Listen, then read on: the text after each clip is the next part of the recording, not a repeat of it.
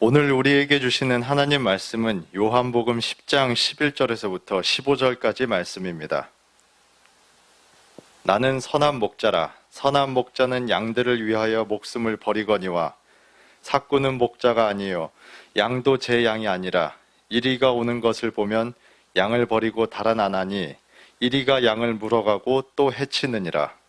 달아나는 것은 그가 삭구인 까닭에 양을 돌보지 아니함이나 나는 선한 목자라. 나는 내 양을 알고 양도 나를 아는 것이 아버지께서 나를 아시고 내가 아버지를 아는 것 같으니 나는 양을 위하여 목숨을 버리노라. 아멘. 여러 군데를 통해서 하나님의 자기 선언을 기록하고 있습니다. 하나님이 나는 무엇이다 라고 말씀하신 것을 말하는 것이죠. 사실 하나님은 굳이 자신에 대해서 소개하실 필요가 없습니다. 그분은 처음과 나중이 되시죠. 영원히 살아계시는 자존하시는 하나님이에요. 어떤 수식어라든가 형용사가 굳이 필요하지 않은 분입니다. 그렇기 때문에 출애굽기 3장 14절 말씀처럼 모세에게 나타나신 하나님께서 나는 스스로 있는 자다. 다시 말하면 나는 나다 라고 얘기하신 것만큼 그분을 완벽하게 표현한 것이 없습니다. 하지만 문제가 있다면 그 하나님을 알아야 되는 우리가 그 말만으로는 이해를 하지 못한다는 거예요. 하나님은 영이시기 때문에 예배하는 자가 영과 진리로 예배를 드려야 되는데 우리는 이미 죄로 인해서 그 영적인 기능이 마비가 되었습니다. 당연히 하나님을 봐도 볼 수가 없어요. 들어도 깨닫지를 못합니다. 그래서 하나님께서는 자신을 낮추셔서 우리들의 수준에 맞춰서 소개를 하십니다. 하나님의 독생자이신 우리 주 예수 그리스도께서 세상에 오셨어요. 세상에 생명의 빛을 가지고 오셨지만 어둠 가운데 이미 어둠에 익숙하고 그것이 빛인 줄 알고 사는 세상 입장에서는 알아보질 못합니다. 그래서 주님께서는 나는 나다라고 얘기하셔도 되는 것을 그렇게 얘기하지 않으시고 세상의 수준에 맞춰서 얘기를 하세요. 요한복음에는 그것을 총 7가지의 이게 기록이 되어 있는데요. 소위 말하는 나는 무엇이다 라는 표현이에요. 우리가 지금 요한복음 10장을 이제 보고 있는데 요 전까지 본 것 중에는 6장 35절 말씀이 있죠. 나는 생명의 떡이다. 나는 생명의 양식이다 라고 얘기하셨어요. 그 다음 8장 12절에 보면 나는 세상의 빛이다 라고 말씀하시죠. 지난주에 살펴봤습니다. 10장 7절에서 나는 양의 문이다 라고 말씀하셨습니다. 오늘 읽은 본문에서 11절에 보면 나는 선한 목자다라고 말씀하시죠. 그리고 이제 앞으로 계속해서 살펴볼 겁니다만 또 그 내용들을 보면 이제 11장 25절에 보면 나는 부활이요 생명이다라고 말씀하셨습니다. 14장 6절에서는 나는 길이요 진리요 생명이다라고 얘기하셨어요. 자, 그렇게까지 표현을 하신 것은 그냥 단지 그분이 어떤 분이다라는 것을 알려주시기 위함이 아니에요. 우리 입장에서는 아니 당신이 누군지를 좀 제대로 알려주셔야만 우리가 믿을 거 아닙니까? 라고 얘기할 수 있지만 하나님께서는 굳이 그렇게 하지 않으셨어도 됩니다. 그런데도 알려주세요. 그 이유가 뭘까요? 먼저 그분이 어떤 분인지를 알려주심으로 말미암아 우리가 어떤 존재라는 것을 깨닫게 하시기 위함이에요. 우리가 이것을 알아야만 이분이 우리에게 왜 필요한지, 이분이 왜 이 세상에 오셨는지, 우리가 왜 이분을 믿어야 되는지를 알게 됩니다. 주님께서는 그냥 단지 내가 누구이니까 지식적으로 나에 대해서 알아라라고 얘기하신 게 아니에요. 인격적으로 깨달아 알고 하나가 되기를 원하신 겁니다. 그래서 계속해서 그 앞에 살펴본 내용만 다시 한번 확인하면 내가 생명의 떡이다, 양식이다. 너희들은 지금 영적으로 죽어있다. 너희들이 살기 위해서는 그냥 육적인 음식을 먹는 것만으로는 되지 않는다. 그렇기 때문에 너희의 영혼이 살기 위해 필요한 생명의 양식을 먹어야만 한다. 그게 바로 나다라고 얘기하신 거예요. 내가 세상의 빛이다. 너희는 세상 속에서 그냥 그 어두운 가운데 그것이 진리인 줄 알고 살고 있지만 그대로 있으면 너희들은 영원한 멸망의 형벌에 빠지게 될 것이다. 그렇기 때문에 세상의 빛인 나를 따르라.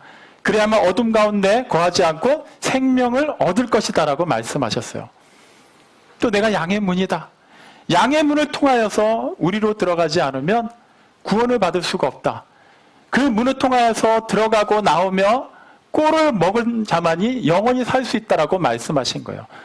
결과적으로는 계속해서 나는 무엇이다라고 얘기하신 것의 핵심이 너희들을 위해서 내가 왔다라는 것을 알려주신 거예요. 그렇기 때문에 너희들은 나를 먹어야 된다. 나를 따라야 된다. 나를 통해야만 한다라고 얘기하신 겁니다. 그리고 그 네 번째 나는 무엇이다에 대한 선언. 나는 선한 목자다. 오늘 본문에서 살펴볼 수 있어요. 우리에게 너무나도 익숙한 말씀입니다. 주님은 선한 목자. 그리고 그 반대급부에는 아주 악한 삭군이 있죠. 그렇다면 주님께서는 선한 목자라는 자기 선언으로 우리가 무엇을 알기를 원하시는 걸까요? 우리는 통상 선한 목자 하면 그냥 좋은 목자, 그냥 양한테 뭐 이렇게 잘해주는 목자라고만 생각을 하죠. 하지만 그냥 그렇게 나는 선한 목자다, 좋은 목자다라고만 말씀하시면 사람들은 분명히 자기가 임의대로 해석을 할 겁니다. 선하다, 좋다라는 것은 보편적인 정의도 있지만 또 같은 상황에서도 또 생각하고 해석하는 차이가 다 있습니다. 그렇기 때문에 구체적으로 선한 목자는 무엇을 하는지를 알려주세요. 선한 목자는 자기 양을 위하여 목숨을 버린다라고 말씀하셨습니다. 목숨을 버린다. 자, 이거는 이제 차차 살펴볼 건데요. 그것만으로도 사람들이 이해를 못할 수가 있어요. 왜 이해를 못하는지는 잠시 후에 말씀드리겠습니다만, 그래서 조금 더 확실하게 선한 목자를 부각시키기 위해서 그 반대편에 삭군을 세웁니다. 우리는 보통 삭군은 굉장히 못된 목자라고 생각을 해요. 근데 정말 그럴까요? 현실적으로 삭군이 정말 그렇게 못된 목자인지를 한번 살펴볼 필요가 있습니다. 주님께서는 선한 목자이기 때문에 자기는 양을 위해서 목숨을 버리지만 삭군은 양도 자기 양도 아니고 그리고 자기 목숨이 중요하기 때문에 위험한 일이 벌어지면 양을 버린다라고 얘기해요. 자, 그 상황을 한번 살펴보죠. 자, 계속 유대인들 사이에서 전통적으로 내려오는, 구전돼서 내려오는 율법들이 있어요. 그것은 이제 집대성에서 문서화한 것을 미시나라고 합니다. 우리에게 좀 더 익숙한 표현으로 하면 장로의 전통이 그것이죠. 그 예수님께서 이제 사역 중에 특히 유대 종교 지도자들하고 무슨 일로 많이 부딪혔냐면 안식일 규정 때문이에요.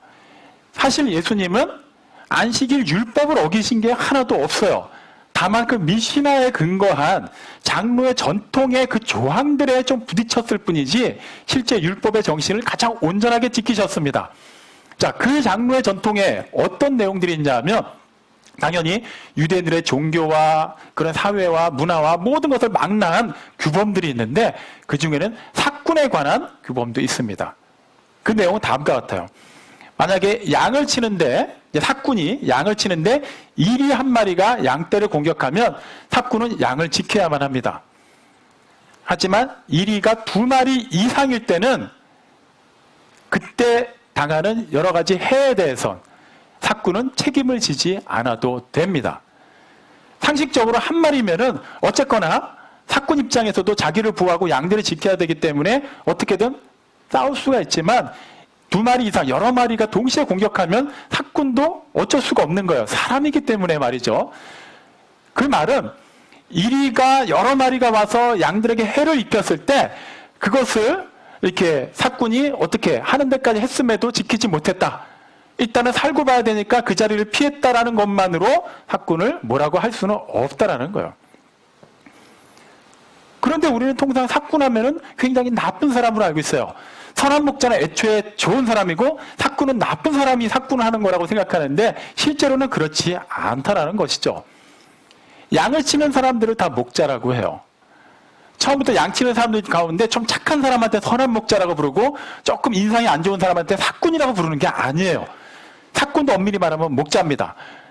물론 오늘 이건 본문에서 주님은 삭군은 목자가 아니라고 얘기하셨지만 그거는 그런 어감의 차이로 이해를 하셔야 돼요. 그렇다면 왜 삭군이 그렇게 나쁜 이미지가 됐는지를 조금 더 구조적으로 그 당시 상황을 통해 살펴보도록 하겠습니다. 보통 유대인들 가정은 다 양들을 길렀다고 했죠. 근데 그 형편이 좋을수록, 그러니까 경제적인 상황이 좋을수록 당연히 그에 비례해서 양을 많이 키웁니다. 그러면 그 양들을 당연히 지키고 돌봐야 되기 때문에 가장 믿을 만한 사람이 그 일을 해야만 하겠죠.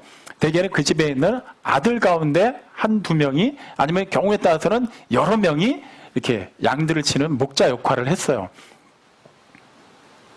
그래서 그 동네에서는 풀을 구하기가 쉽지 않기 때문에 멀리 떨어진 풀밭으로 가서 거기서 야영하면서 며칠이고 몇 주고 몇 달이고 양들을 칠 때는 그만큼 양들에 대해서 관심을 가지고 집중을 해야 되기 때문에 양을 가장 잘 알고 양을 가장 사랑하는 사람이 목자로 가야만 하겠죠.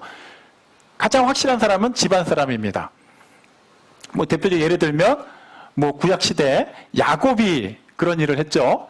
모세도 또 양을 치는 일을 했어요. 다윗도 마찬가지입니다. 자기의 집안과 관련되는 양들을 치는 사람들이에요. 그런데 모든 집들이 다 양을 많이 키우는 건 아니었어요. 이렇게 소수의 양을 키우는 집들은 그 몇 마리 때문에 가족이 의무적으로 한 명씩 동원되기는 어려웠겠죠. 그러니까 그런 경우에는 집들마다 다 모아서 어느 정도 일정 수의 양이 채워지면 그 양들을 또 그 함께 연합한 집들 중에서 목자를 세우는 거예요. 그런데 또 부득불 그렇게 세우려고 해도 목자를 세울 수 없는 경우도 있을 수 있지 않습니까? 예를 들면 뭐 아들이 없다든가 아니면은 뭐 어느 집에 아들이 있긴 한데 지금 뭐 몸이 다쳐서 양치는 일을 할 수 없다든가 아니면 다른 일을 하고 있어서 그 연합한 집들 사이에서도 양을 칠 만한 마땅한 가족이 없어요. 그럼 어떻게 해야 될까요? 그때는 돈을 주고 사람을 고용하는 거예요. 양을 쳐야 되니까 양을 멀리 데리고 나가서 먹이고 마시게 하고 잘 보살필 사람이 필요하기 때문에 그때 그 일을 하는 사람이 바로 사꾼입니다. 그러니까 사꾼이라는 직업 자체, 그 호칭 자체가 붙였다는 것만으로 나쁜 사람은 아니에요. 자, 사꾼도 멀리 나가서 양떼를 돌봐야 되면 어떤 일을 해야만 할까요? 우리가 지난주에 살펴본 내용을 기억하시면 됩니다. 그럼 그 당시 고대 팔레스타인 지방에서 양을 치던 목자들은 뒤에서 몰고 가는 것이 아니라 앞에서 인도한다고 했죠. 그러려면은 목자가 양들을 잘 알고 있어야 돼요. 양들의 특징을 알고 이름을 붙여주고 이름을 불러주고 양들의 모든 것을 다 관찰해서 분명히 자기 소속 양을 알고 인도할 수 있어야만 합니다. 당연히 양들도 자기의 목자의 음성을 정확하게 알고 있어야만 해요. 그러려면 목자와 양들 사이에는 신뢰가 있어야만 하겠죠. 그것은 선한 목자만이 하는 게 아니에요. 사꾼도 그렇게 해야만 해요. 그도 당연히 어느 풀밭으로 양들을 인도해 가야 되기 때문에 자기의 음성을 듣고 따라오게 하려면 당연히 양들과 친밀한 관계를 가지고 있어야만 합니다. 가면서 어떤 험한 길을 갈 때 양들에게 위험한 길이 있지 않은지 계속 확인해야만 해요. 사꾼도 마찬가지예요. 그리고 방목을 하되 밤에는 또 간이로 만들어 놓은 그 우리 안에 양들을 또 모아놓고 자기가 양의 문이 되는 것, 사꾼도 그 일을 합니다. 그렇다면 도대체 무슨 차이가 있는 걸까요? 표면적으로 크게 양들에게 해로운 사항이 아니라면 소위 말하는 선한 목자나 사꾼 구분이 되지 않습니다. 어디서 구분이 되냐 하면 정말 양들에게 위험한 상황이 벌어졌을 때요. 오늘 주님께서 예로 드신 것처럼 이리가 이제 공격을 할 때입니다. 그때 선한 목자는 자기의 목숨을 버릴 각오를 하고 심지어 버리면서까지 양들을 지킨다고 말씀하시죠. 하지만 사꾼은 그렇게 하지 않아요. 자, 여기서부터 일단 사꾼과 선한 목자가 갈리게 되는데, 자, 사꾼 입장을 다시 한번 생각해 볼게요. 저는 지금 사꾼을 변호하는 게 아닙니다. 잘 주의해서 들으시기 바랍니다. 그는 양들을 잘 돌봐야 돼요. 양들이 만약에 해를 입었는데 그게 무슨 뭐 일이라든가 다른 맹수의 공격 때문이 아니라 자기가 길을 제대로 인도하지 못해서 어디 뭐 떨어졌거나 어디에 뭐 걸려가지고 뭐 상처가 났거나 그렇게 해서 양이 이렇게 문제가 생기면 나중에 그거에 대해서 자기가 책임을 져야 돼요. 그러니까 사꾼도 원래 계약한 대로 임금을 제대로 받으려면 양을 굉장히 주의 깊게 살펴야만 하고 신경 써서 돌봐야만 합니다. 뭐 그냥 아무렇게나 방치하고 그러는 게 아니에요. 손해를 입으면 입을수록 자기가 더 문제가 되기 때문에 최선을 다해서 양들을 봤을 거예요. 하지만 1위가 공격을 하는데 한 마리는 몰라도 이미 미시나에서 살펴봤어요. 여러 마리가 공격을 할 때는 그때는 어쩔 수가 없어요. 만약에 자기가 양들을 지키다가 죽으면 어떻게 될까요? 그냥 끝나는 거예요. 돈도 못 받을 뿐만 아니라 그냥 그걸로 끝나는 거예요. 만약에 그 사람이 한 집안에 또 가장의 역할을 하는 사람이라면 그것만큼 불행한 일도 없겠죠. 사꾼 입장에서 일단 도망치는 것 그 자체가 우리가 생각할 땐 굉장히 비겁한 것 같고 굉장히 악한 것처럼 보이지만 충분히 그렇게 할 수 있는 일이라는 것이죠. 근데 다만 선한 목자는 그렇게 하지 않는다는 거예요. 이유가 뭘까요? 네, 삭군과 선한 목자가 근본적인 차이가 거기서 나옵니다. 양들이 그 목자의 소유이기 때문이에요. 삭군은 그냥 계약직이에요. 그냥 이미 주인은 다 정해져 있고 자기는 그 정해진 기간 동안만 양들을 보면 돼요. 잘 보고 나면은 그 정해진 임금을 받고 그냥 끝나는 거예요. 그 양들이 어떻게 되든 그다음부터 신경을 안 씁니다. 삭군 입장에서는 양들을 인도하는 과정에서 인도하기 위해서 양들의 특징을 알고 이름을 지어주고 이름을 불러주고 그 모든 연약한 부분이 없는지 불편한 부분이 없는지 세세하게 살피는 모든 것의 근거가 돈이에요. 내가 제대로 돈을 받기 위해서 좀 더 잘해서 보너스라도 받으려면은 나한테 맡겨진 이 양들의 상태가 어떠한지를 계속해서 살펴야 돼요. 겉으로 보면 굉장히 열심인 것 같지만 그는 정말 양을 위한 것이 아니라 자기를 위해서 그렇게 하는 거예요. 하지만 목자는 순전히 자기 양을 위해 사는 거예요. 자기 집안 소유예요. 자기 소유예요. 그러니까 단지 내 양이니까 아낀다라는 그런 단순한 개념이 아니라 그만큼 애착을 가지고 사랑을 하는 거예요. 그 양이 새끼를 낳을 때부터 지켜보았고 그 새끼 된 양이 어떻게 자라가고 어떻게 지금까지 오게 됐는지를 누구보다 잘 알고 있어요. 그렇기 때문에 이미 양과 하나가 된 겁니다. 그 마음으로 선한 목자는 양들을 지키기 때문에 양이 죽을 상황이 된다면 차마 그것을 볼 수가 없게 된 거예요. 선한 목자는 자기 양을 위하여 목숨을 버린다라고 표현하셨죠. 여기서 위하여라고 번역된 헬라어 휘페르라는 단어는 대신하여라는 의미를 가지고 있어요. 자, 이리가 양떼를 향해서 달려옵니다. 그러면 누구를 공격할까요? 당연히 양이겠죠. 목자를 공격할 이유가 없어요. 목자는 적어도 공격을 할 수 있고 방어를 할 수 있지만 양은 공격도 못해요. 방어도 못해요. 속수무책으로 나갑니다. 당연히 이리 입장에서는, 그러니까 이리로 대표되는 다른 맹수라든가 절도나 강도 입장에서는 최대한 목자 기준에서 멀리 떨어져 있는, 어떻게든 목자보다는 좀 이렇게 접근성이 떨어지는 그런 양들을 공격하려고 할 거예요. 목자 입장에서는 그 양이 그 상황에서는 죽을 수밖에 없는데 공격을 받으면 양이 죽어야 되는데 양을 대신해서 죽어주는 거예요. 정말 양을 그냥 위해서 그냥 자기는 그냥 하찮은 존재로 여긴 것이 아니라 지금 자기의 존재가 어떠한지는 중요하지 않고 그 양을 살리기 위해서 양을 대신해서 죽어준다라는 거예요. 아마 이 얘기만 들었을 때 유대인들은 굉장히 답답했을 거예요. 왜 그러냐면 실제 그들이 양을 치던 시대에는 그러한 맹수라든가 절도나 강도의 위협이 늘 도사리고 있었기 때문이에요. 그럼 양을 치는 사람마다 다 죽어야 되나? 경우에 따라서는 도망칠 수도 있고 어떻게든 남은 양들이라도 잘 좀 보관하고 관리하는 게 더 낫지 않을까라고 생각할 수 있지만 주님이 얘기하시는 선한 목자는 죽어야 된다고 얘기를 하시는 거예요. 그들 입장에서 받아들일 수가 없죠. 우리도 사실 이건 쉽게 받아들이지 못합니다. 그럴 수밖에 없어요. 이건 지금 누구에 관해서 얘기하는 거죠? 주님에 관해서 얘기하는 거예요. 내가 생명의 떡이다. 주님이 자기에 대해서 얘기하신 거예요. 내가 세상의 빛이다. 주님이 하시는 말씀이에요. 내가 양의 문이다. 주님의 말씀이에요. 우리는 간혹 이거 착각을 해요. 이게 이제 목사들을 위해서 주신 말씀 아닌가? 아니면 교회 지도자들을 위해서? 아니면 우리 가정에서 내가 믿음에 또 이렇게 가장으로 있는데 나에게 주신 말씀 아닐까? 물론 그런 사명을 갖고 받아들이는 것도 좋습니다. 하지만 우리는 그렇게 할 수 없어요. 누구 대신해서 죽어주는 그런 경우는 간혹가다 있죠. 사랑하는 자녀를 구하기 위해서 그 위험한 현장에 뛰어드는 아버지나 어머니의 그런 희생에 관한 이야기를 우리는 종종 살피게 됩니다. 그것도 굉장히 대단한 일이죠. 아름다운 일이에요. 아무나 못합니다. 하지만 그렇게 자기 자식을 위해, 자기 부모를 위해, 형제를 위해 누가 죽었다고 생각을 해볼게요. 그 순간은 굉장히 고귀하고 그것으로 말미암아 굉장히 사람들에게 도전이 되고 은혜가 될 수 있지만 그렇게 해서 살아난 그 사람이 영원히 살 수 있을까요? 그렇지 못해요. 그 죽을 수밖에 없는 상황에서는 모면되었지만 결과적으로 그 사람도 언젠가 때가 되면 죽음을 맞이하게 됩니다. 주님이 선한 목자로서 말씀하시는 양을 대신하여 죽는 것은 그냥 양을 위해서 죽고 끝나는 게 아니에요. 그렇게 죽어버리면 어떤 일이 벌어질까요? 목자가 죽었어요. 그럼 이제 그 이리떼 입장에서는 무주공산이에요. 목자가 없으니 양들은 그냥 다 잃게 됩니다. 오히려 그게 더 양들에게는 손해가 되지 않을까요?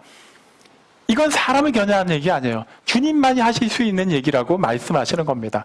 그렇기 때문에 선한 목자인 나를 따르라고 말씀하시는 거예요. 나를 먹어야 된다라고 말씀하시는 거예요. 내 빛 가운데로 들어와서 따르라고 얘기하시는 거예요. 자꾸 목사를 예배하니까, 교회를 예배하니까 거기서 실망을 느끼면은 마치 믿음이 다 무너지는 것처럼 생각을 하는 경우가 얼마나 많이 있나요? 그건 우리의 큰 착각입니다. 주님을 따라야 돼요. 양은 자기 목자의 음성을 듣고 따른다고 했어요. 우리는 지금 그러고 있나요? 정말 우리에게 목자의 음성이 들리고 있습니까? 목사의 설교로 얘기하는 게 아니에요. 우리의 목자 되시는 주님의 음성이 들리고 있느냐라는 것이죠. 우리는 이걸 되게 당연하게 생각해요. 아니, 원래 주님이 그 일하러 오신 거 아닌가요? 애초에 하나님이 그렇게 예정하신 거 아닌가요? 그럼 나는 나를 위해서 죽어달라고 얘기한 것도 아니니까 주님을 하셔야 되는 일을 한 거고 나는 믿습니다. 아멘. 하고 끝날 수가 있어요. 하지만 주님이 얘기하신 것은 나는 선한 목자다. 거기서 끝나지가 않아요. 오늘 읽은 본문 14절에 보면 나는 선한 목자다라고 한 번 더 선언하신 다음에 나는 내 양을 알고 내 양은 나를 안다라고 얘기하십니다. 여기서 말하는 안다라는 것은 단지 양이 목자의 음성을 알기 때문에 그 음성을 듣고 따르고 목자는 자기 양들을 잘 알기 때문에 자기 양들을 잘 구분해서 인도하고 이런 그냥 인식적으로 이해하는 지식적인 개념을 얘기하는 게 아닙니다. 어느 정도냐 하면 15절에 이렇게 얘기하시죠. 아버지가 아들을 알고 아들이 아버지를 아는 것처럼 내가 아버지를 알고 아버지가 나를 아는 것처럼 나는 내 양을 알고 내 양은 나를 안다라고 얘기하세요. 여기서 말하는 아버지와 아들 관계 단지 부자지간을 얘기하는 게 아니죠. 자식을 낳아서 몇십 년을 키워봤어도 그 속을 다 알 수가 없어요. 자식 입장에서도 마찬가지예요. 부모님 속을 다 알 수가 없습니다. 그걸 그대로 대입해버리면 선한 목자와 양의 관계도 그냥 모르는 영역은 어쩔 수가 없고 그냥 아는 범위 내에서 알아가는 거구나 이렇게 생각할 수 있어요. 절대 그렇지 않아요. 우린 자꾸 그렇게 생각을 해요. 그러니까 하나님을 알려고 하지 않고 그냥 하나님이 우리를 알고 계시는 거에 만족하고 끝냅니다. 내가 언제 구원해달라고 했나요? 언제 이 세상에 태어나게 해달라고 했나요? 하나님이 예정하신 거잖아요. 그럼 하나님이 알아서 하세요. 나는 그냥 예배는 드려드릴 테니까 나는 그래도 그리스도인이라는 이름으로 어쨌거나 나름 노력은 하고 살 테니까 나머지 하나님이 알아서 하세요. 내가 언제 천국을 만들어 달라고 했나요? 하나님이 하신 거잖아요. 그냥 하나님이 나를 아시는 거 그것을 만족하고 믿습니다. 아멘하고 끝내려고 해요. 하지만 주님이 말씀하시는 아버지가 나를 알고 내가 아버지를 안다는 것은 어떤 관계요? 성부 하나님, 성자 하나님, 성령 하나님 이 삼위의 하나님이 한 몸을 이루신 그 연합된 관계를 얘기하는 거예요. 부분으로 아는 것이 아니라 완전하게 아는 관계라는 거예요. 그렇게 알고 있는 것처럼 주님이 우리를 알고 계신대요. 그렇게 아시는 것처럼 너희도 나를 알아야 된다라고 말씀하고 계시는 거예요. 그냥 주일날 설교 한번 듣는 것, 그냥 매일매일 그냥 성경 구절 한두 구절 읽고 넘어가는 것, 그것으로는 결코 우리가 주님을 알 수 없겠죠. 어떻게 주님의 음성을 들을 수 있을까요? 양의 입장에서 목자의 음성을 듣지 못한다면 그는 그 자리에 멈출 수밖에 없을 거예요. 자기가 보이는 그 미력한 시력을 기준으로 해서 나름 풀을 찾아보고 물을 찾아보지만 용케 찾으면 다행인데 못 찾으면 계속 헤매게 될 겁니다. 계속 공급이 안 되면 어떻게 될까요? 결과적으로는 죽게 되겠죠. 하나님의 말씀, 우리가 영의 양식이라고 얘기하면서 실제 우리가 음식을 섭취하는 것처럼 대하고 있나요? 우리가 일주일에 딱 한 끼만 먹는다고 가정해 보겠습니다. 40일 금식하는 사람도 있는데 어떻게든 살 수는 있겠지라고 생각은 돼요. 하지만 계속해서 그렇게 하루가 지나가면 어떻게 될까요? 결코 건강하게 살 수 없을 겁니다.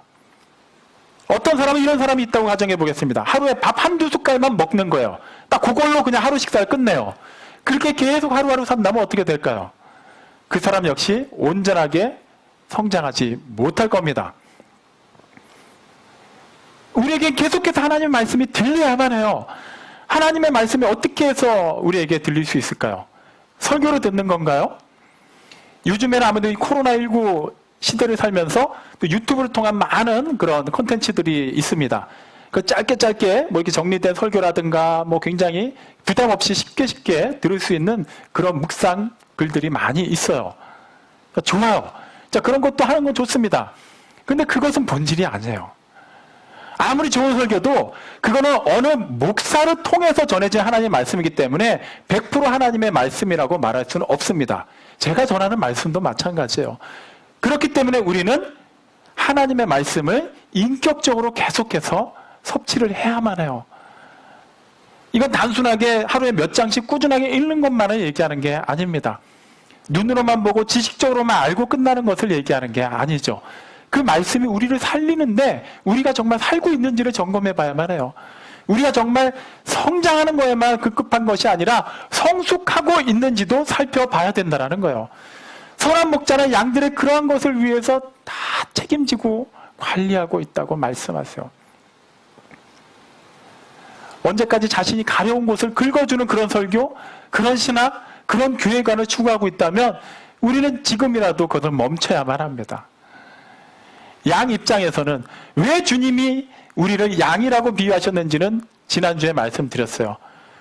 우리의 그 어쩔 수 없는 한계, 우리의 여전한 그 죄성 때문에 우리 모습 그대로 놔두면 겉으로는 굉장히 좋아 보이지만 실제 우리는 전혀 하나님의 뜻과는 상관없이 원래 예전 모습 그대로 각기 제 길로 간 그런 양과 같다고 말씀하신 거예요.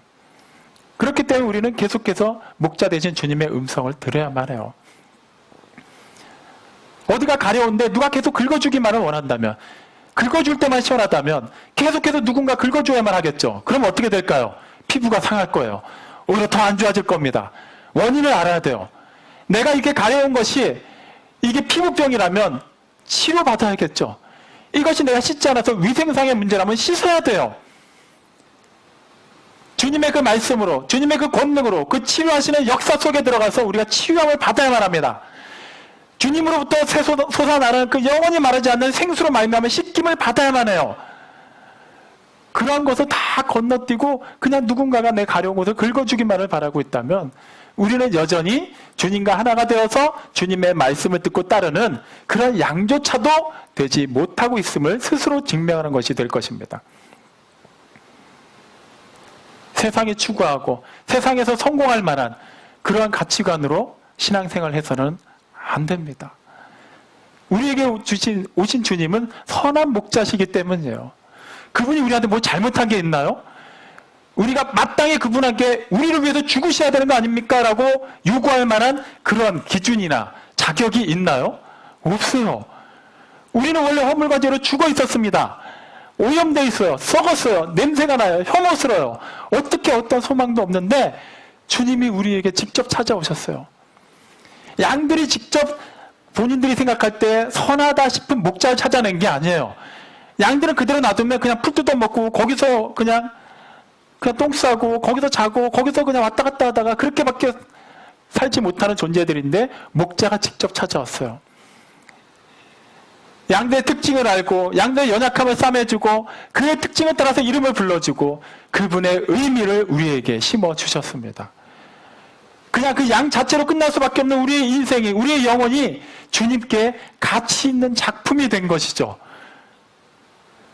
그 다음부터는 주님이 우리의 모든 것을 책임져 주십니다. 다만 말씀하실 분이에요. 나를 먹어라. 내 빛을 따르라. 나를 통하여 들어가라. 너희를 위해서 목숨을 버리는 나를, 내가 너희를 아는 것만큼 너희도 나를 알고 따라야 된다는 거예요. 내가 부활이요 생명이다. 내가 아버지께 나아갈 수 있는 유일한 길이요 생명이요 진리가 된다라고 계속해서 말씀하시는 거예요. 내가 포도나무다. 너희는 가지기 때문에 나를 떠나서 너희는 아무것도 할 수 없다라고 말씀하셨어요. 우리는 그것을 지식적으로만 알고 있습니까? 아니면 정말 그것이 우리에게 아멘으로 고백이 되면서 우리를 그렇게 가지로 불러주신 것을, 우리를 그렇게 생명의 길로 인도해 주신 것을, 우리를 다른 양이 아니라 주님의 양으로 불러주신 것을 감사하고 있습니까? 주님은 그냥 막연하게 세상을 구원하기 위해 오셨고 그 구원받은 수많은 사람 가운데 우리가 한 사람으로 있는 게 아니에요. 우리 한 사람 한 사람을 자신의 양으로 부르시고 집중해서 보고 계시고 지키시고 보호하고 계십니다. 마태복음 18장 12절에 나오는 그 말씀이죠. 어떤 사람이 양이 100마리가 있는데 잃어버린 한 마리를 찾기 위해 99마리를 놔두고 그 잃어버린 한 마리 양을 찾아 나서는 이야기예요. 어떻게 보면 굉장히 비합리적인 이야기입니다. 만약에 그 한 마리를 찾아 나섰다가 그때 도둑이 그때 이리떼가 남겨진 99마리의 양들을 공격하면 어떻게 되죠? 더 큰일 나요. 그 광야에서 목자가 없이 양들을 그렇게 내버려 둔다는 것은 십중팔구 양들에게 위험한 일이 벌어지는 것을 의미합니다. 차라리 그 99마리라도 제대로 보살피는 게 오히려 그게 참된 목자의 역할 아닐까요? 하지만 주님은 그 한 마리를 찾아서 떠나십니다. 그 한 마리가 나기 때문이에요. 우리이기 때문이에요. 우리는 그거에 대한 감격이 있습니까? 버림받았고 잃어버린 바 된 나를 찾아서 그 하늘 영광을 다 버리고 이 땅에 오신 주님에 대해서 진실로 감격하고 감사하고 기뻐하고 그분을 찬양할 수 있고 그 사실이 믿어짐으로 말미암아 우리에게 주어진 삶이 목자 되신 주님의 인도하신 가운데 이루어지기 때문에 우리는 기꺼이 이 삶을 살아내겠다라는 그런 의지가 있습니까? 우리는 그동안에 굉장히 믿음이 좋다고 생각을 했어요. 솔직해져야만 합니다. 우리가 그동안 분위기 때문에 신앙생활했던 것, 우리가 그 친목 관계를 중심으로 신앙생활했던 것 다 인정을 하고 이제는 내려놔야 돼요. 여전히 친목을 찾아서 떠나야만 한다면, 여전히 내가 원하는, 내가 가려워하는 것을 긁어주는 그런 것만을 추구하고 있다면 우린 지금 다시 한번 집중해서 우리의 귀에 들어오는 음성이 누구의 음성인지 들어야만 합니다. 그것이 정말 나를 위해서 자기의 모든 것을 희생하시고 나를 여전히 사랑하시고 나를 불러주고 계시는 주님의 음성에 맞는지 말이죠. 우리에겐 선한 목자 되신 주님의 음성이 들리고 있습니까? 심지어 그 양조차도 자기를 사랑하는 목자의 음성을 알고 목자를 신뢰하며 그 음성을 듣고 따라가고 있습니다. 우리는 우리에게 들리는 주님의 음성에 집중하고 있고 그 음성을 듣고 따르고 있습니까? 우리는 양으로 비유한 것이 결코 칭찬이 아니라는 것을 우리가 살펴봤죠. 그런데 양보다도 못한 존재가 되어 있다면 우리는 주님 앞에서 도대체 무엇을 가지고 고개를 들 수 있을까요? 그냥 하나님이 우리를 사랑하기로 작정하셨으니까 내가 어떻게 되더라도 사랑하시겠지. 그건 우리 생각이에요. 방심하지 마십시오. 주님께서 계속해서 우리의 마음으로 두들기실 때 다음으로 미루지 말고 지금이라도 문을 여시기 바랍니다. 계속해서 말씀을 볼 수 있는 기회를 주실 때, 들을 수 있는 기회를 주실 때 펴서 읽으시기 바랍니다. 들으시기 바랍니다. 그리고 그 말씀이 우리의 삶을 통해서 삶으로 사라지도록 우리의 전 존재를 내어 맡겨야만 해요. 주님이 성부 하나님과 연합된 관계처럼 우리에게 연합된 관계로 본인이 모든 것을 말씀하시고 내어주셨죠. 주님은 약속하신 걸 다 이루셨습니다. 그렇다면 이번에는 그 남은 퍼즐 조각을 우리가 껴야만 해요. 우리는 과연 주님이 우리를 아시는 것만큼 알고 있습니까? 이것을 꼭 거창한 것으로 생각할 필요는 없어요. 갑자기 헌금을 많이 해야 될까요? 이 시국에 갑자기 전도를 많이 해야 되나요? 그런 행위적인 열심을 얘기하는 게 아니에요. 주님은 우리의 중심을 보고 계세요. 우리의 영혼이 진실로 주님의 그 살아있는 말씀을 듣고 응답하고 있는지를 보고 계십니다. 여러분, 우리는 그렇게 하고 있습니까? 사랑하는 성도 여러분, 주님은 우리의 모든 것을 알고 계십니다. 그리고 변함이 없으십니다. 그렇게 우리 살아가고 계세요. 우리가 얼마나 약한 존재인지, 주님이 아니면 우리가 살 수 없는 존재인 것을 누구보다도 잘 알고 계시기 때문에 그 알므로 끝내지 않고 사랑으로 표현하셨어요. 자기의 모든 것을 내어주시면서까지 우리가 죄인이라는 것을 아는 것에 멈추지 않으시고 우리를 의로운 사람으로 바꿔주시면서 자기의 모든 생명을 내어주셨습니다. 그 주님이 우리를 알고 계시고 지금도 함께하고 계십니다. 우리 역시 변함없이 주님을 알고 주님을 사랑합니다. 이 고백이 우리의 평생의 간증이요 찬양이 되기를 주님의 이름으로 축원합니다. 아멘.